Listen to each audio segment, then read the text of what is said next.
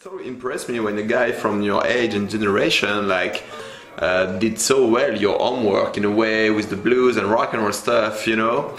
And to me that's kind of a mystery, you know, because I'm probably like 10 years older than you. I was a teenager during the 90s, and you know, like listening to rock and roll and blues music was like, I was quite a freak for doing that, you know. Everybody was into hip hop at the time. Yeah. And there's many guys from your generation, like, yeah, who did their homework and know rock and roll blues and all that, like, and play brilliantly, really, and yeah, like the real deal, you know. So yeah, how did you put, like, because to me it's not so natural that it's in your DNA, you know, but it is. Right. So how did you went up, like, to being interested to guitars and that kind of stuff, you know? Yeah.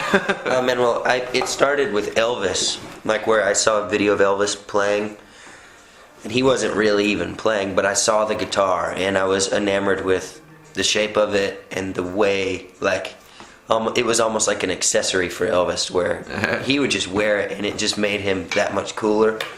And so I got an acoustic guitar and would basically pretend to be Elvis, but through getting into his music, I got into rock and roll and blues, because I didn't even realize I was hearing rock and roll or the blues, you know. And so I pretty much pretended I was Elvis for a long time.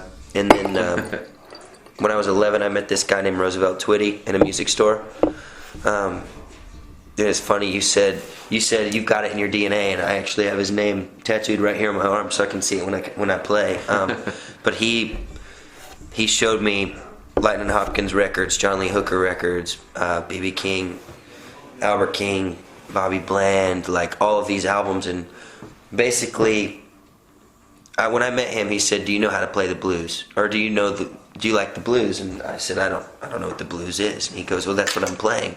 And I said, "Well, then I like the blues." And he said, "Well, I'll teach you." And basically, he created an environment where it was okay for me to just try and mess up. And he would say, "Here, I'm gonna play this rhythm."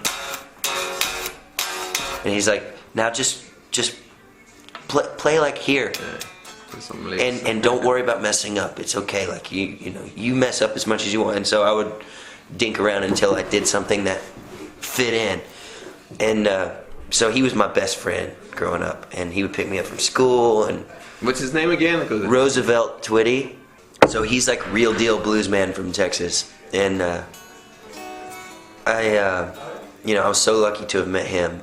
But it's also a thing where the town I come from was like somewhat behind the times, as far as like there was still some like racial tension, and so then you have this old black man basically befriending this young white kid and teaching him his music.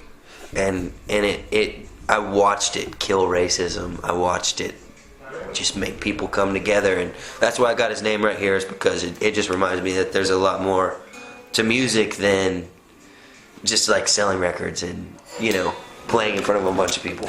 So, but that was like what started me off, and so, you know, he became part of my family. Like my family considered him family, you know, and so I guess it does kind of run in the family a bit to play blues, you know, even though my dad pretty much only listens to country music and my mom listens to gospel.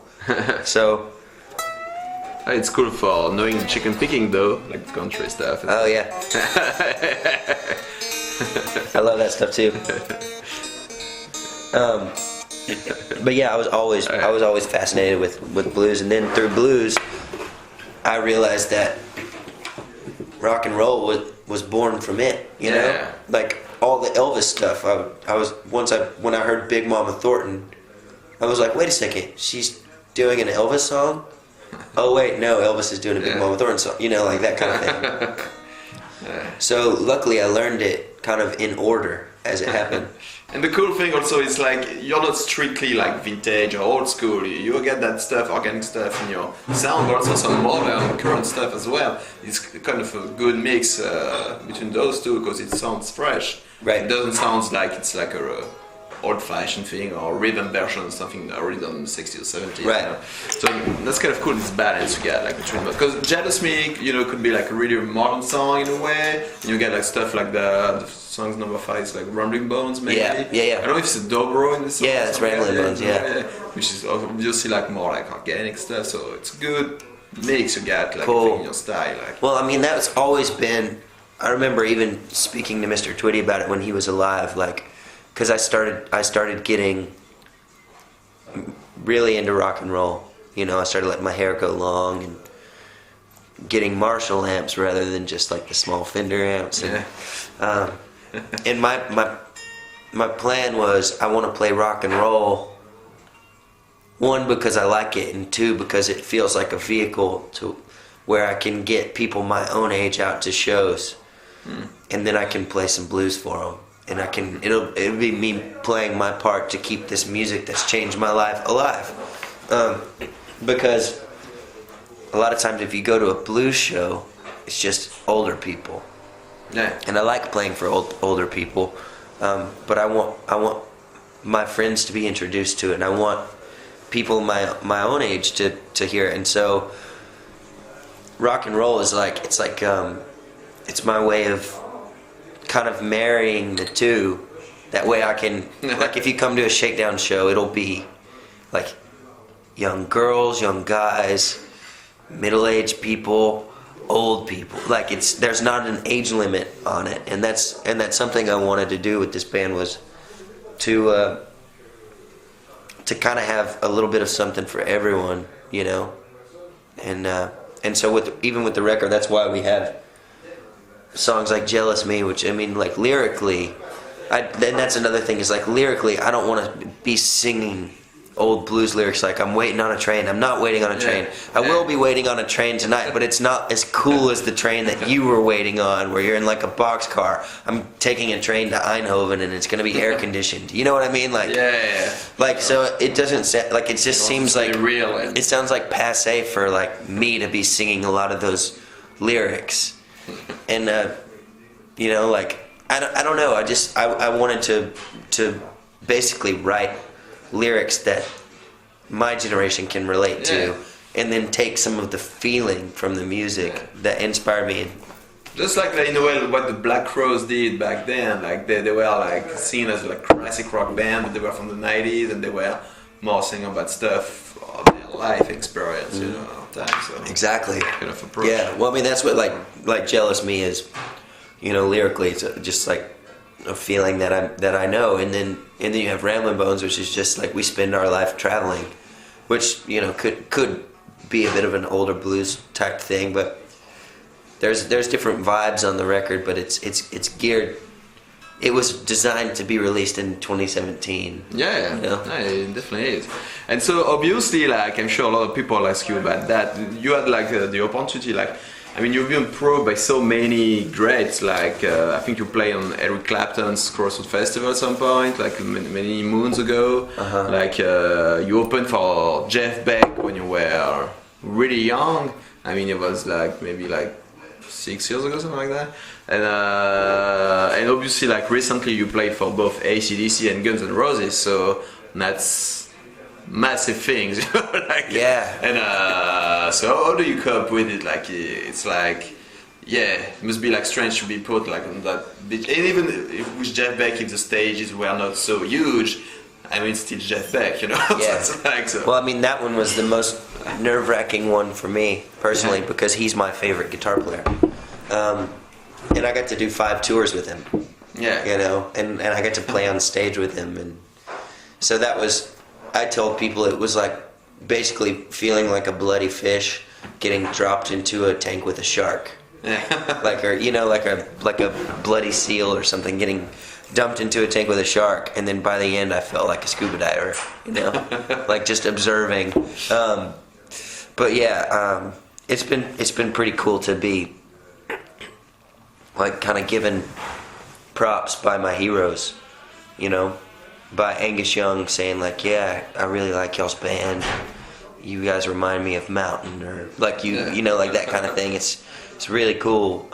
Or like when we met Axl Rose, he told us it's just Oh, you actually met him? Yeah, we met everybody. You know, he said, you know, it's just great to have an opening band I don't have to fucking ignore. You know, well, that's kind of a compliment, I guess. You know, but Jeff he's been one of the coolest to tour with, and he and I became friends. You know, and it was just cool for me to be so close to his genius and to observe, you know, just kind of how he is always playing and always thinking about what's next. He never stagnates in his art, and that's something that, like, it would be easy for us to make a record that sounds like the first record we made, and it would be easy for us to, but like I want to have a career like Jeff's, where I keep pushing the limits with each record, and if you know, and you know, you meet certain people who go, oh well, I like Jeff Beck in this era, and it's like, okay, well, they obviously didn't understand the evolution here. That's cool, that's good, because he made that record. You can listen to it anytime you like. And then you hear people who go, well, I like Jeff Beck in this era. And then you hear people who go, I've been with him since this, and I've been on the journey with him, you know. And then and that's what I want, those fans who can go on the journey with us, you know. So it's cool that you met them as well. I know, like, with Jeff Beck, it would be like more intimate and stuff like that. But you know, on stage, like AC/DC and N'Roses is so big. Sometimes they just show up before the show. So sometimes, even when you open with a band like that, you have no guarantee of meeting them and stuff. Yeah, like that, you know what I mean? So well, we're not the type of band that's gonna go like knocking on a dressing room door, you know. But we did so many shows with AC. We did like 36 dates with AC/DC, and 26 of them were with Axl. So we saw him quite a bit, and he was always very kind to us, and we actually hung out with him a couple nights ago in Nashville, and it was good to see him again, and he's singing better than ever. And Slash, you know, we met Slash and for the first time in Cincinnati, and he was saying, he's like, yeah, I got y'all's EP in my car, it sounds really good. He said, you know, welcome, glad you guys are on the show, and that kind of thing. And so that was cool. I mean, we actually got to fly on the Guns N' Roses jet with them, which was like one of the most badass experiences of my life. Yeah, that 757, I guess, to get a Boeing. Yeah, it was a big ass plane. Man. You like fuzz, do you? Because you get a lot of like kind of robot sound of guitar, like the opening song or stuff like that, like the really like cutting, like is it fuzz? Yeah, it's a fuzz, and I like the fuzz. I like to gate the fuzz to where it like chops off. Yeah, okay, so it's really sharp, like. I just like that. I think it sounds cool, you know. For the gated fuzz, I use the Zebex Mastertron and the Jex Telez Dizzy Tone. And do you usually like run your fuzz like on the clean amp or more like on a already overdriven amp? Or? Sometimes. It depends, yeah. Sometimes I don't even use an amp for the fuzz. Yeah, you like I just plug straight. Like on the record, I prefer the fuzz plug straight into the console. You know, having like more drier sound maybe. Like. Yeah, and it's just you get just straight the fuzz. But like when we play live, then you know, just the amps like barely breaking up, almost clean but not quite. You use Marshall, right? Yeah. You use some kind of plexi type of. Yeah. I use the 1959 SLP hand-wired, the 100-watt one. I have 2 tubes pulled out, so it's like a 50-watter, you know. Which is enough. For the big shows, I put all the tubes in, you know. Yeah. Because I like to play loud. Do you have any preamp gain knobs, or it's like real deal, like only volume and? Yep. Yeah. Only volume. I use the Schaefer Solo Dallas, the stuff like Angus, to do like a quick like slap, like kind of boost, but I use the Tower, they call it, and so that helps me break up the Marshall, and then I use a Fender Vibra King, and I've just started messing around with the orange amps too. Okay. And do you play? Are you split like all the amps at the same time, or do you use like for some parts one amps and sometimes do you A/B them? Or No, they're always like, going. Yeah, or like blend all those. Yeah. Yeah, what I'll do is I'll dial in a sound for each of them, and then I'll turn them all on, and then if one is like, oh, I don't need this much like mids in this one, then I'll just tweak accordingly. But they're always going because I switched to a resonator in our show too. Yeah. And so I have to. For sometimes the Marshall doesn't work as well with the resonator, and then so I like to have options there if I need to rely on more of a Fender one night than the Marshall, or more of the Marshall one night than the Fender, or more of the orange than the Marshall. It's like just depends. The thing I like about the orange amps is you can hold a note for like 10 minutes. You're using like what kind of orange amp, like the OR one or the AD?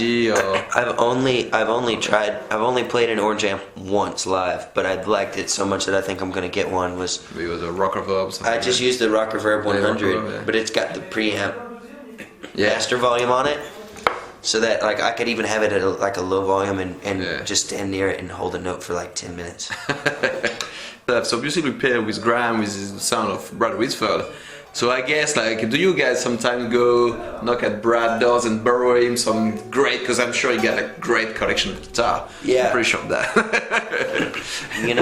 That's happened to us twice where we borrowed guitars from him. Yeah. Once was during the Wayside, where I needed to get a baritone guitar. And so I asked him if he had one, and he did.